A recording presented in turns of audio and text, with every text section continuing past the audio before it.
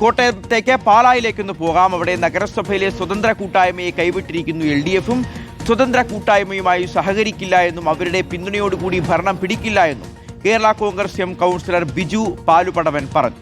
ബിനു പുളിക്കക്കണ്ടവും കുടുംബവും കൗൺസിലർ സ്ഥാനം രാജിവെക്കണമെന്നാണ് ആവശ്യം. സ്വയം രാജിവെച്ചില്ലെങ്കിൽ അവിശ്വാസ പ്രമേയം കൊണ്ടുവരുമെന്നും ബിജു പാലുപടവൻ വ്യക്തമാക്കി. കോൺഗ്രസും പിന്തുണ പിൻവലിച്ചതോടെ നഗരസഭാ ഭരണം പ്രതിസന്ധിയിലാണ്. ഒരു കാരണവശാൽ സ്വതന്ത്ര കൂട്ടായ്മയായിട്ട് മുന്നോട്ട് ഈ ഭരണം പോവുകയല്ല. കാരണം നിങ്ങൾക്കറിയാലോ, ഞങ്ങൾക്ക് വോട്ടർമാർക്ക് ഈ ഭരണം കിട്ടും. ഇപ്പം കാരണം വെച്ചാൽ സ്വാഭാവികമായിട്ട് ഞങ്ങൾ ചുമ്മാ ഇരുന്നാൽ ഞങ്ങൾക്ക് ഈ ഭരണം കിട്ടും. പക്ഷെ ഞങ്ങൾ ഒരു കാരണവശാൽ അത് പിടിക്കുകയല്ല. അതിന് കാരണം ഞങ്ങൾക്ക് അതിൻ്റെ എത്തിക്സ് ഉണ്ട്. പിന്നെ ഇത് കാലത്തിൻ്റെ കാവ്യനീതിയാണ്. ആ കാവ്യനീതി നടക്കട്ടെ എന്നാണ് ഞങ്ങൾ വിചാരിക്കുന്നത്. പിന്നെ UDF നേതൃത്വത്തിൽ ഇവരുടെ ഇന്ന് മണ്ഡലം കമ്മിറ്റി എടുത്തു. അവർക്ക് അടുത്ത സ്ഥലമുണ്ട്. അവർ പറയട്ടെ. അവർ പറഞ്ഞു കഴിഞ്ഞ് സ്വാഭാവികമായിട്ട് അവർ പറഞ്ഞു കഴിയുമ്പോൾ ഇവർ രാജിവെക്കണമല്ലോ.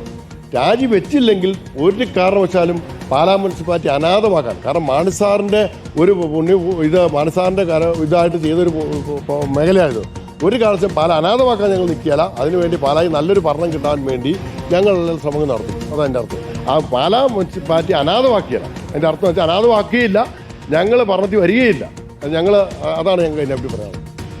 SS ശരൺ നൽകും വിശദാംശങ്ങൾ. ശരൺ, സ്വതന്ത്ര കൂട്ടായ്മയുമായി സഹകരിക്കില്ലെന്ന് വ്യക്തമാക്കിയിരിക്കുകയാണ് ഇപ്പോൾ കേരള കോൺഗ്രസ് എം. എന്തായാലും കോൺഗ്രസ് കൗൺസിലർമാർ മറുഭാഗത്ത് കടുപ്പിച്ച് തന്നെയാണ് മുന്നോട്ട് പോകുന്നത്. പാല നഗരസഭയിലെ ഭരണം വീണ്ടും പ്രതിസന്ധിയിലായി തുടരുന്നൊരു കാഴ്ചയാണോ നമ്മളിപ്പോൾ കാണുന്നത് ശരൺ?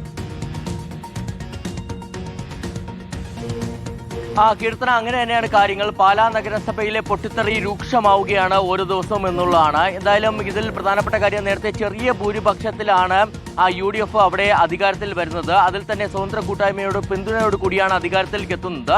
അതിന് പിന്നാലെയാണ് ഇപ്പോൾ കോൺഗ്രസ് പിന്തുണ പിൻവലിച്ചു എന്നുള്ളത് പറയുകയും ചെയ്തിരിക്കുന്നത്. അപ്പോൾ സ്വാഭാവികമായിട്ടും അങ്ങനെ പിന്തുണ പിൻവലിക്കുകയാണെന്നുണ്ടെങ്കിൽ പ്രതിപക്ഷം അവിശ്വാസ പ്രമേയം കൊണ്ടുവന്നാൽ UDF-ന് ഭരണം നഷ്ടപ്പെടുന്ന സാഹചര്യത്തിലേക്ക് കാര്യങ്ങൾ പോവുകയും ചെയ്യും. എന്തായാലും ഇതിലേക്ക് നയിച്ച സാഹചര്യം എന്ന് പറയുന്നത് കഴിഞ്ഞ ദിവസം കൗൺസിലിലേക്ക് വന്നൊരു പ്രമേയമാണ്. അതായത് കൊട്ടാരമറ്റം ബസ് സ്റ്റാൻഡിൽ DYFIയുടെ സമ്മേളനത്തെ അനുമതി ആവശ്യപ്പെട്ടുകൊണ്ട് പ്രമേയം വരുന്നു. അതിനെ ബിനു പുളിക്കക്കണ്ടം അടക്കമുള്ളവർ അനുകൂലമായിട്ടൊരു നിലപാട് സ്വീകരിച്ചതോടുകൂടി ഈ പ്രമേയം പാസ്സാവുകയും അതിന് പിന്നാലെയാണ് ഇതിൽ പ്രതിഷേധിച്ചുകൊണ്ട് കോൺഗ്രസ് പിന്തുണ പിൻവലിക്കുകയാണെന്നുള്ളത് പറയുകയും ചെയ്തിരിക്കുന്നത്. എന്തായാലും ഇതിൽ ഏറ്റവും പ്രധാനപ്പെട്ട കാര്യം, ഇനി പ്രതിപക്ഷം എപ്പോഴായിരിക്കും അവിശ്വാസ പ്രമേയം മുന്നോട്ട് വയ്ക്കുക എന്നുള്ളതാണ്. ഈ അവിശ്വാസ പ്രമേയത്തിന്റെ കാര്യത്തിൽ അവർ തീരുമാനം എടുത്തിട്ടില്ല എന്നുള്ളതാണ് നമുക്ക് അവരുടെ വാക്കുകളിൽ നിന്ന് മനസ്സിലാക്കാൻ കഴിയുന്നത്. അതിൽ ആദ്യം ഈ ഭരണസമിതി രാജിവെക്കട്ടെ, അതിനുശേഷം ഇതിൽ ഒരു തീരുമാനം എടുക്കാമെന്നുള്ള നിലപാടിലേക്കാണ് അവർ എത്തിയിരിക്കുന്നത്. ശരി, എന്തായാലും പാലാ നഗരസഭയിലെ ഭരണ പ്രതിസന്ധി അത് തുടരുകയാണ്. ശരണാണ്